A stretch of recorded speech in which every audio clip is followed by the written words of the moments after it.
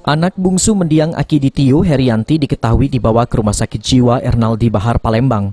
Hal tersebut pun dibenarkan oleh Direktur Kriminal Umum Polda Sumatera Selatan, Kombes Pol Hisar Sialagan. Pemeriksaan tersebut dilakukan karena polisi ingin menjalani pemeriksaan lebih intensif. Salah seorang dokter psikiater jiwa Rumah Sakit Ernaldi Bahar, Palembang, Dr. Leman mengatakan, adapun proses pemeriksaan atau observasi pasien untuk mengetahui kondisi kejiwaannya membutuhkan waktu 2 pekan.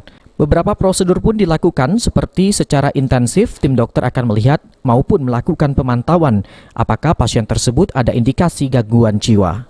Selain itu, tim dokter juga akan mengumpulkan informasi dari pihak-pihak terkait yang mempunyai informasi detail terhadap si terperiksa dalam menjalani kehidupan sehari-hari, baik itu kepada keluarga, tetangga, rekan kerja maupun orang-orang yang berinteraksi dekat dengan si pasien, sehingga ada gambaran pola perilaku dirinya sehari-hari.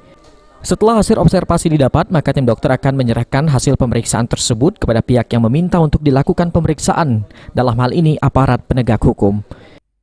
Ya, apabila semua hasil sudah kita kolaborasikan, memang kita di sini dalam bentuk tim pemeriksa kesehatan jiwa, jadi kita ada dari psikiater, bisa 1-2 orang psikiater, ditambah dengan psikolog, dan ditambah dengan tim yang lain, bisa dari perawatnya, dan tim-tim terkait, dokter-dokter yang lain terkait. Nah, setelah kita keluar semua hasil, kita diskusikan dan kita ambil kesimpulan apakah memang ini mengalami suatu kondisi gangguan sesuai dengan permintaan dari pihak yang meminta tadi. Dan setelah itu hasilnya akan kita kirim ke dari pihak yang memintanya.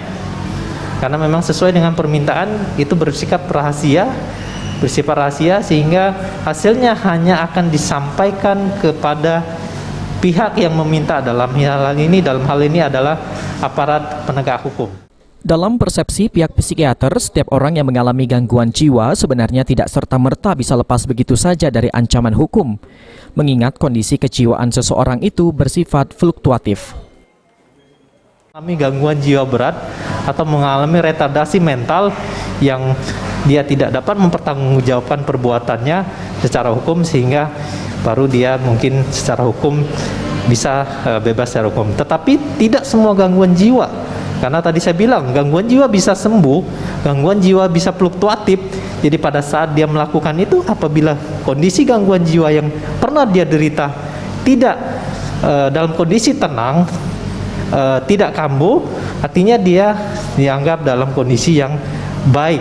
Atau misalnya dia sudah sembuh, dulu pernah ada gangguan jiwa, saat ini sudah sembuh, dia tetap dianggap kondisi yang baik dan dapat mempertanggungjawabkan secara hukum. Ini dari sisi pandangan secara psikiatri. Mungkin dari aspek hukumnya nanti ada lagi yang berwenang untuk menjawab, mungkin dari pihak para penegak hukum. Itu jawaban dari saya. Oktal Farisi, PAL TV.